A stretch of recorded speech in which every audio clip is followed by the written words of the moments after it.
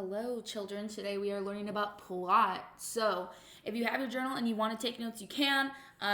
But this PowerPoint is going to be on Schoology. I would use the remaining time that you have in class after picture day to do the assignment rather than you take notes, but you will need them.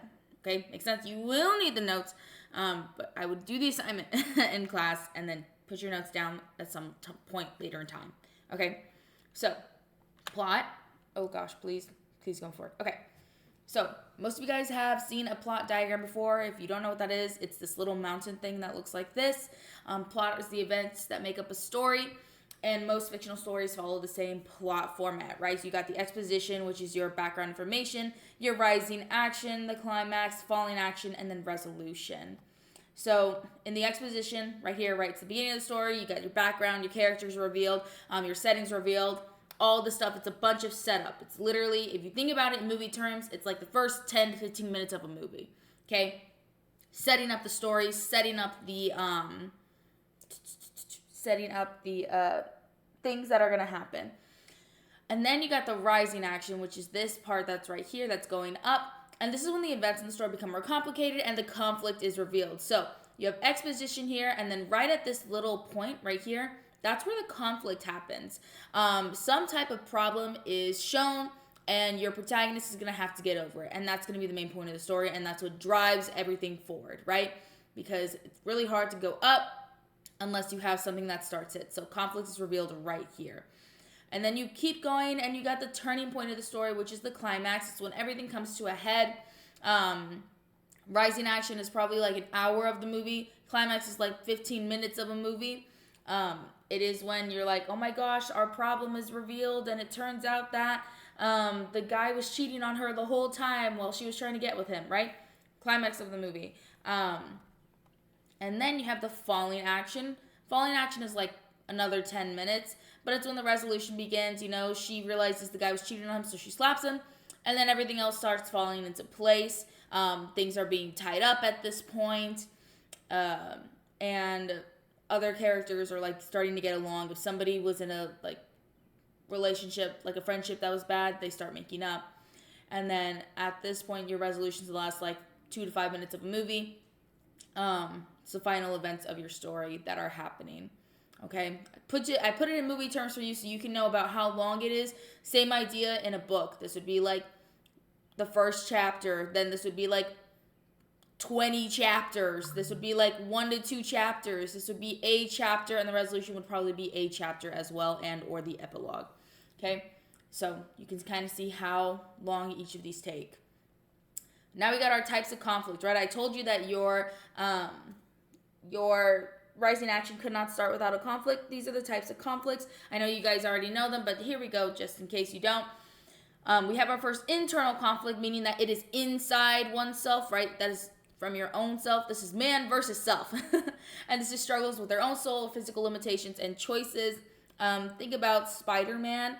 Spider-Man has a man versus self type of conflict where I'm thinking Spider-Man Homecoming, by the way, where he depends on the suit that Tony Stark gives him for all of his powers. But really, like, he was bit by a radioactive spider. He does have powers. And we see that come to a head when Tony Stark takes the suit away and he ends up getting crushed in that parking garage, and he has to lift his, like, all of the debris over him in order to get out of that situation, literally struggling with his own physical limitations, etc., and his own ego, man versus self.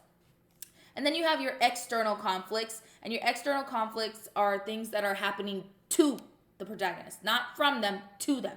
So you got man versus man, and that's literally like two people fighting against each other. Man versus nature, where they're fighting against animals, the weather, the environment, something that is around them that is forcing them to not be able to do that. In fantasy, it could be like magic limitations as well. And then man versus society, where your protagonist is struggling against ideas, practices, or customs of other people. Think of the Hunger Games, right? Katniss is struggling against the idea of the Hunger Games, the fact that she has to participate in it, and the fact that it is so customary and ingrained in society that they expect it to happen and expect her to participate in it, right? Types of conflict. And then here's just Cinderella. with plot so that you can see it. It's an example. Do not write this down. Do not write this down. Do not write this down. It's just an example. But you can see like parts of plot, right? And look at this. This is most of the movie. Most of the movie right here. Climax. One little part of the movie, like 2 minutes. Falling action resolution, short. Like this is the majority of your story. Your introduction, your rising action is the majority of your story all the time. Okay? All the time. All right, switching gears. You guys are going to read the flowers. It should be on your desks, etc. LOL. And first, think about flowers, what you think this story might be about. Okay, got it? Cool. We're going to read this story, and we're going to answer these questions. Well, you're going to answer these questions. I'm not going to answer these questions. I know them because I wrote them. But you're going to answer these questions. So here is the flowers, and it starts with a little girl named Myop. Yes, her name is Myop, M-Y-O-P. I don't know why she has that name. That's her name, okay? So this is the flowers by Alice Walker, and it goes.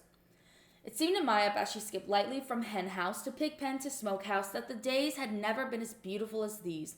The air held a keenness that made her nose twitch. The harvesting of the corn and cotton, peanuts and squash made each day a golden surprise that caused excited little tremors to run up her jaws. Myop carried a short, knobby stick. She struck out at random at chickens she liked and worked out the beat of a song on the fence around the pig pen. She felt light and good in the warm sun. She was 10, and nothing excited for her. She was 10, and nothing existed for her but her song, the stick clutched in her dark brown hand, and the ta-ta-ta-ta-ta of accompaniment. Turning her back on the rusty boards of her family's sharecropper cabin, Myop walked along the fence till it ran into a stream made by the spring. Around the spring where the family got drinking water, silver ferns and wild flowers grew. Along the shallow banks, pigs rooted. Myop watched the tiny white bubbles disrupt the thin black scale of soil and the water that silently rose and slid away down the stream. She had explored the woods behind her house many times. Often in late autumn, her mother took her to gather nuts along the fallen leaves. Today, she made her own path, bouncing this way and that way, vaguely keeping an eye out for snakes. She found, in addition to various common but pretty ferns and leaves, an armful of strange blue flowers with velvety ridges and a sweet suds bush full of brown, fragrant buds. By 12 o'clock, her arms had been laden with sprigs of her findings. She was a mile or more from home. She had often been as far before, but the strangeness of the land made it not as pleasant as her usual haunts. It seemed gloomy in the little cove in which she found herself. The air was damp, the silence close and deep. Maya began to circle back to the house, back to the peacefulness of the morning. It was then she stepped smack into his eyes. Her heel became lodged in the broken ridge between brow and nose, and she reached down quickly, unafraid to free herself. It was only when she saw his naked grin that she gave a little yelp of surprise. He had been a tall man. From feet to neck covered a long space. His head lay beside him. When she pushed back the leaves and layers of earth and debris, Maya saw that he'd had large white teeth, all of them cracked or broken, long fingers and very big bones. All his clothes had rotted away except some threads of blue denim from his overalls. The buckles of the overalls had turned green. Maya gazed around the spot with interest. Very near where she'd stepped into the head was a wild pink rose. As she picked it to add to her bundle, she noticed a raised mound, a ring, around the rose's root. It was the rotted remains of a noose, a bit of shredding plow line, now blending benignly into the soil. Around an overhanging limb of a great spreading oak clung another piece, frayed, rotted, bleached, and frazzled, barely there, but spinning restlessly in the breeze. Maya laid down her flowers, and the summer was over. So, beginning, we have Maya, cute little 10-year-old girl. She's doing her thing as normal, and then she goes behind her house into the woods, and it's not unnormal for her to do that. She's done it with her mom, but she gets lost, right? And ends up in a place that she's not, she doesn't know. And then she comes over here to the woods, and she's kind of lost, and she steps into, like, the remains of a man. So she steps into a skeleton. This guy is already dead, right? Steps into a skeleton, kind of talks about the way that he had been, but this dude is, like, super decayed. It's a very old skeleton. Very old, like, this guy's been dead.